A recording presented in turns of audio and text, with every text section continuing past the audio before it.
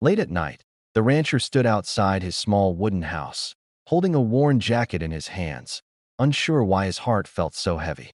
The land was silent, the wind sharp, and the stars cold and distant.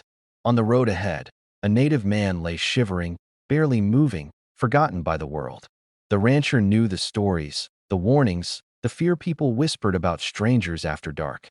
For a long moment, he hesitated, knowing one wrong choice could cost him his life. Then he stepped forward and placed the jacket over the man's shoulders, a simple act done without hope, reward, or witnesses. He walked away believing the night would swallow the moment forever. But as dawn broke, the ground trembled with approaching footsteps. 200 warriors stood at his fence, silent and unmoving. In that terrifying stillness, the rancher realized his small decision had awakened something far greater than fear. The rancher lived alone on a wide stretch of land where the wind spoke louder than people. Days passed with the same routine of hard work, quiet meals, and long evenings under an open sky. He was a man who believed peace was earned through discipline and distance. Neighbors knew him as honest, strong, and someone who never looked for trouble. He fixed fences, cared for animals, and kept to himself, trusting the land more than words. Life followed a steady rhythm that never surprised him, and that was how he wanted it. Yet beneath the calm surface, loneliness sat quietly beside him, unseen but constant. He believed nothing could disturb this simple balance. No visitors came after sunset, and no danger crossed his gate. The ranch felt safe, untouched, and forgotten by the world.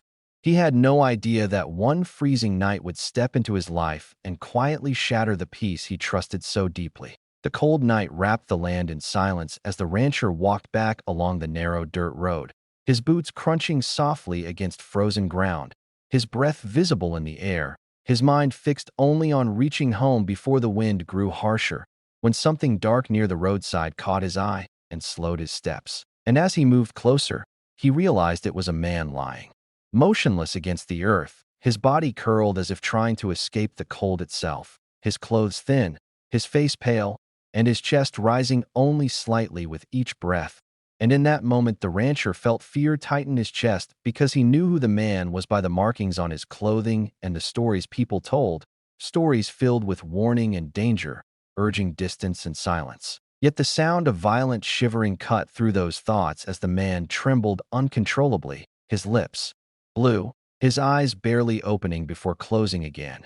And the rancher stood there frozen between instinct and humanity, knowing that turning away would be safer, easier, and expected, but something deeper held him in place, a quiet voice reminding him that cold did not care about race or borders and death did not ask permission. And slowly he knelt down, feeling the sting of ice through his knees, noticing how the man flinched weakly at the movement, and without a single word spoken, the rancher removed his own jacket, the one that protected him from the bitter night, and carefully placed it around the man's shoulders, pulling it close so the warmth might reach him. And as he did, his hands shook not just from the cold, but from the weight of the choice he was making, because he understood that this simple act could change everything, that kindness given in darkness often carried unseen consequences. And for a brief second the man's eyes met his, filled with confusion, pain, and something like gratitude, before closing again, and the rancher swallowed hard, resisting the urge to stay longer, knowing he had no medicine, no help to offer beyond this moment. And rising to his feet, he stepped back, glancing once more at the fragile figure now wrapped in borrowed warmth, hoping silently that the night would be merciful.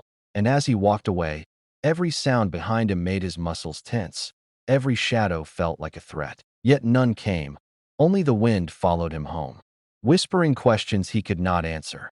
And when he finally reached his porch, he paused, looking back toward the road where the darkness had swallowed the scene completely, convincing himself that the moment would fade like frost under morning light, that the world would continue unchanged, unaware that the ground itself had recorded his choice, that unseen eyes had witnessed the act, and that by giving warmth to one life, he had unknowingly set forces into motion that would soon stand at his fence and test the true cost of compassion. He stayed just long enough to make sure the man could lean against the roadside fence, adjusting the jacket so it would not slip, steadying him until his shaking slowed slightly.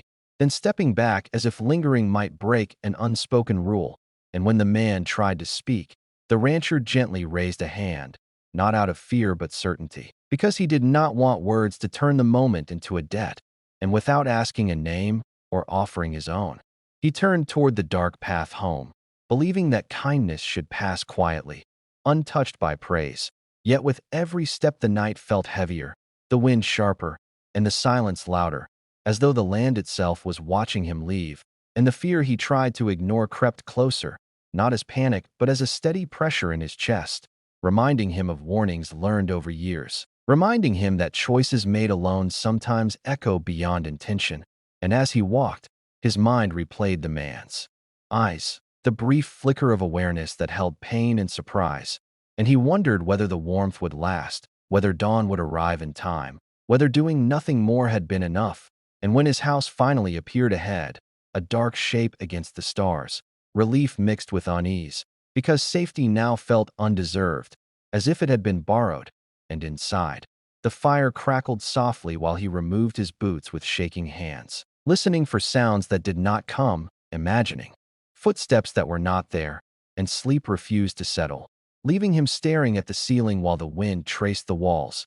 And when he closed his eyes, he saw the road again, empty and unforgiving, saw the jacket gone from his shoulders, and felt exposed in a way the cold had never managed before. And hours later, when the sky began to pale, he rose quietly, moving through his routine with forced calm, feeding animals, checking locks, telling himself the world remained unchanged. Yet the air felt different, charged with something unseen. And as the sun climbed, shadows shortened and confidence tried to return, but it failed to fully take hold, because deep inside he sensed that the night had not ended where he left it, that the simple act he believed would fade had instead taken root, growing silently beyond his sight.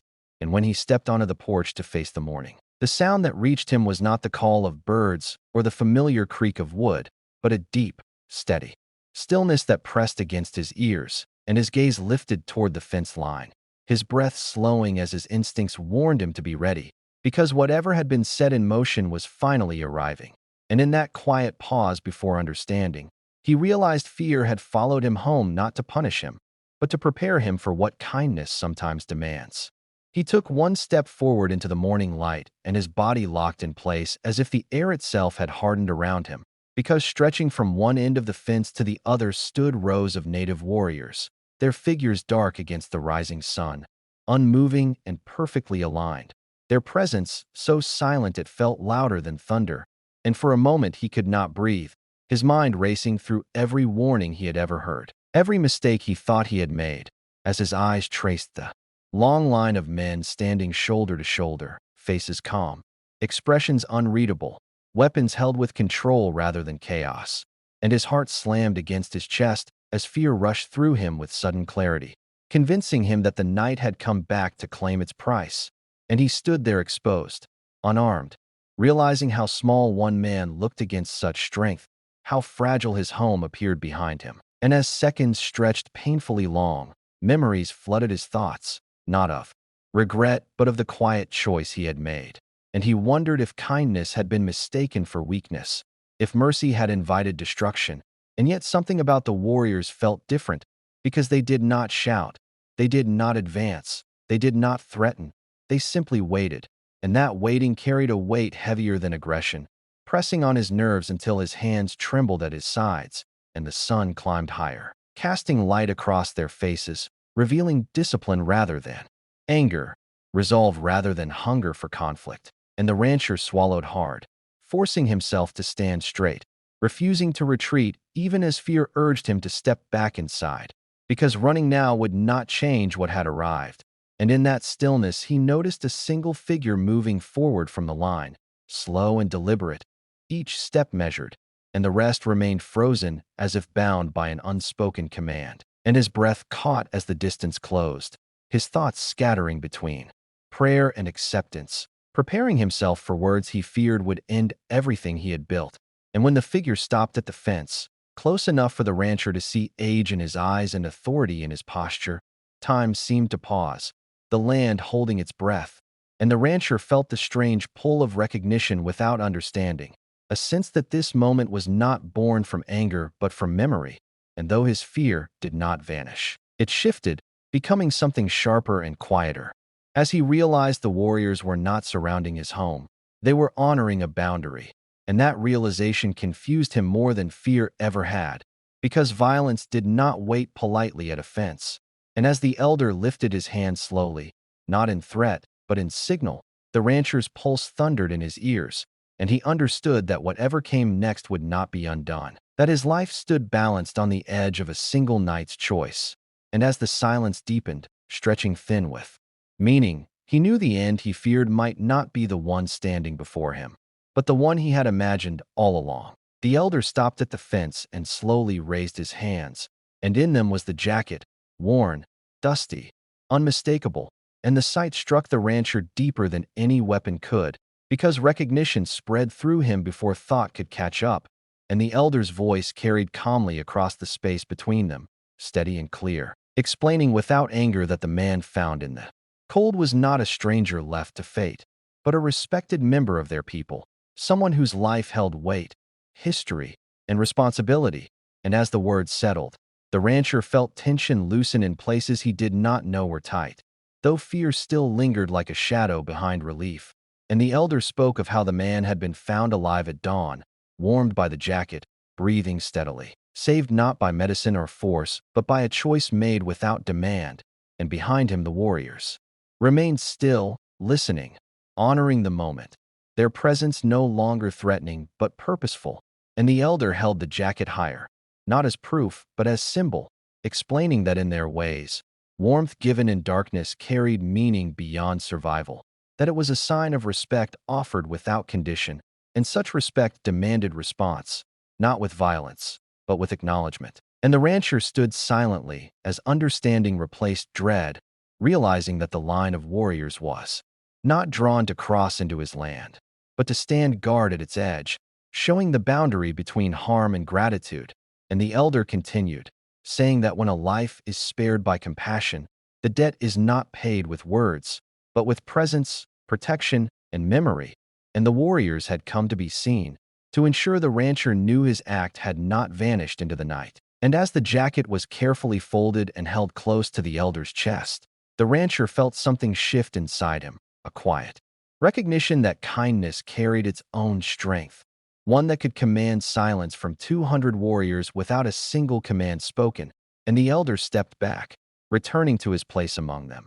And in that motion the meaning became clear, that this gathering was not the beginning of conflict, but the closing of a circle formed the night before. And the rancher's breath steadied as he met the gaze of the warriors, seeing not threat but resolve. And in that shared stillness, fear gave way to humility, because he understood now that what stood before him was not an army, but a response shaped by honor. And the land itself seemed to relax, as if relieved that violence had not been chosen. And as the sun rose higher, lighting the fence line, the rancher realized his life had crossed an invisible line, one drawn not by blood or power, but by a jacket placed gently around a stranger. And the truth settled quietly in his chest that some moments arrive dressed as endings, but reveal themselves as beginnings only after courage is understood. The leader stepped forward once more and lowered his head, not in submission but in recognition, and the simple gesture struck the rancher with greater force than fear ever had, because it carried a promise that words alone could never hold. And when the leader spoke, his tone was firm yet calm, explaining that no harm would come to this land or the man who lived upon it, that protection would replace suspicion, and memory would stand where threat once lived. And as the meaning settled into the air, the warriors responded without sound, shifting their stance just enough to show unity, a silent agreement carried through discipline rather than command. And the rancher felt his shoulders ease for the first time since dawn, understanding that violence had been an option deliberately refused, and that refusal was intentional, powerful, and final. And the leader continued, saying that from this day forward, any who crossed this land with ill purpose would answer not to anger, but to consequence, because honor once given could not be taken lightly. And the rancher listened, humbled by the weight of protection offered by those he had once been taught to fear. And as the leader stepped back into line, the warriors slowly turned away, not in retreat but completion, leaving behind a silence that felt different from before, lighter, resolved, and the fence that once marked isolation now stood as a boundary of respect. And days passed with a new rhythm, travelers moving cautiously, trouble avoiding the land entirely, word spreading quietly that this place was no longer alone, and the rancher noticed how fear faded from his routine, replaced by an unexpected sense of belonging, as if unseen eyes watched not to threaten but to ensure safety. And nights grew calmer, the wind less sharp, because the land carried a promise now, one that did not need repeating, and though no warriors returned in visible form, their presence lingered in the way danger stayed distant, in how strangers showed restraint, and in the knowledge that a single act had altered the path of many lives. And the rancher never spoke of that morning with pride, only with quiet acceptance, because he understood that respect earned through compassion carried greater weight than fear enforced by force. And as seasons changed, the ranch remained untouched, not because it was guarded by weapons, but because it was guarded by honor remembered. And in that truth, the rancher found peace deeper than safety, realizing that violence ends stories, but respect allows them to continue. And the land stood as proof that when kindness meets strength, neither needs to dominate, because balance is achieved not through threat, but through understanding carried forward without noise. The rancher returned to his quiet life, but the silence felt different now, because the memory of that morning stayed with him like a living shadow, reminding him that the world was not as empty as he believed. And, though he still worked alone, he never again felt truly lonely, because he knew someone watched over his land with respect, not threat, and that knowledge carried a strange comfort, like a warm hand on a cold night. And when the wind whispered through the trees, he no longer heard only emptiness, but the echo of warriors who chose honor instead of violence. And the jacket he had given away remained in his mind as proof that a small act can change a life, a tribe, and a future. And as he looked out over the fence, he understood the real lesson. True strength is not measured by the size of a gun or the number of men behind you, but by the courage to show compassion when fear is loudest. And that single choice had turned strangers into guardians, leaving a legacy that would be remembered long after he was gone.